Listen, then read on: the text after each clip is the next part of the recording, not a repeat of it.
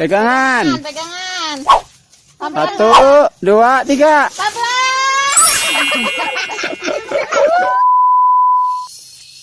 Oke teman-teman, kali ini saya ingin sedikit sharing tentang perkebunan alpukat di kebun kita ya. Jadi planningnya sederhana. Di kebun ini kita menanam berbagai macam tanaman, mulai dari alpukat, kemudian juga durian, kemudian ada juga petek ya, dan tidak ketinggalan itu kita juga menanam ini teman-teman, kopi. Ini kopi arabica, dan ini buah perdana ya. Dulu kita setek juga pohonnya.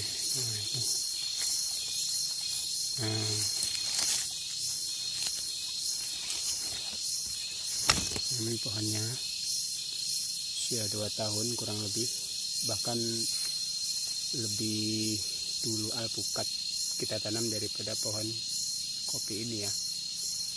Alpukat itu bisa tumbang sari dengan ini ya, jenis kopi ini ya. Bahkan saya menduga kopi ini cocok dengan alpukat. Kenapa? Karena nanti ketika pohon alpukat kita ini ya, alpukat nih. Jadi pohon alpukat itu sudah besar, jadi dia akan menaungi ini teman-teman, kopi. Kopi ini adalah satu tanaman yang sebaiknya itu jangan terlalu banyak terkena sinar matahari teman-teman. Jadi dia butuh naungan untuk menjaga tumbuhannya, ini cara pertumbuhannya kopi. Jadi kopi itu salah satu tanaman yang tidak terlalu bagus kalau dia terlalu terkena sinar matahari. Bahkan yang bagus itu kopi itu justru ditanam di dataran tinggi teman-teman. Ini di DPL 300, tapi ini masih cocok nih. Kenapa? Karena itu teman-teman, sinar mataharinya tidak full masuk. Bahkan nanti kita sorot, ada tanaman kopi yang tidak terkena matahari, justru dia pohonnya subur. Tuh ya. Ini kopi usia 2 tahun dan belajar buah. Mantap. Nah, ini adalah salah satu contoh pohon kopi yang minim dari pencahayaan ya, atau sinar matahari. Tuh mataharinya sebelah sana, pohon kopinya di sebelah sini. Tapi secara pertumbuhan ini normal dan subur menurut saya. Ini usia 2 tahun juga teman-teman pohon kopinya. Ini ada naungan pohon durian lokal ya, tapi ini pohonnya tidak produktif, hanya beberapa kali saja buah, dan ini jenis durian lokal. Itu ya teman-teman ya, sangat rame di kebun ini tanamannya. Nih pohon kopinya tuh sedang belajar berbuah. Ini buah perdana ya. Jadi pohon alpukat itu bagus kalau posisi tanahnya lembab, posisi tanahnya gembur. Jadi pohon alpukat itu nanti kalau sudah besar, yang bagus adalah tanahnya itu tidak kering teman-teman.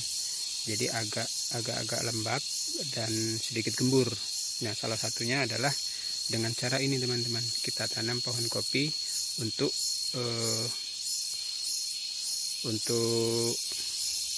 naungan di bawah tanah ya.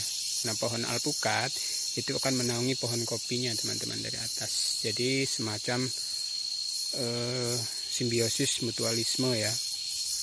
Yang tinggi itu menaungi yang rendah itu akan menaungi tanah. Tanah itu nanti akan tidak langsung terkena matahari, dan dia biasanya tanahnya subur teman-teman. Dan ini pohon alpukat kita nih. Nah, memang secara pertumbuhan kalau pohon alpukat ini tidak terkena matahari, dia ya kurang bagus. Tapi alhamdulillah nih masih bisa hidup. Kita nikmati saja prosesnya ya. Pohon kopi yang kita tanam di kebun ini juga ya nih. Nah, secara pencahayaan pohon kopi ini minim ya. Tuh. Di sini rapat. Nah, tapi pertumbuhannya bagus justru untuk pohon kopi itu sendiri. Tuh ya. Jadi nanti pohon alpukat kita tinggi-tinggi. Nah, untuk tanaman bawahnya ini pohon kopi. Nah, ini pohon kopi juga. Stekan semua. Ini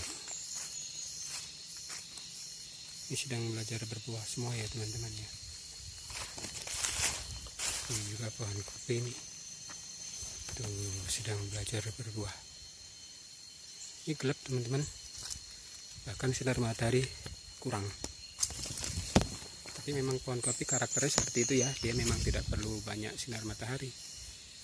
Justru kurang bagus kalau langsung terkena matahari. Terkecuali untuk daerah yang dingin. Nah, ini pohon alpukat kita nih. Nah, jadi nanti planningnya pohon karet. Pohon karet ini nanti satu demi satu kita akan tebang. Kita akan ganti dengan jenis ini, alpukat dan kopi. Mantap kan? Jadi nanti alpukat ini dia akan tinggi untuk bawah sebagai naungan tanah ini supaya tidak terlalu gersang, tidak terlalu panas. Solusinya adalah di ini. Pohon kopi. Jadi dua pohon ini, kopi dan juga alpukat, itu akan saling diuntungkan antara satu dan yang lainnya. Jadi semacam simbiosis mutualisme. Oke, itu saja ya teman-teman sharing kita. Semoga bermanfaat. Salam dari Lampung. Salam Bravo Kadu.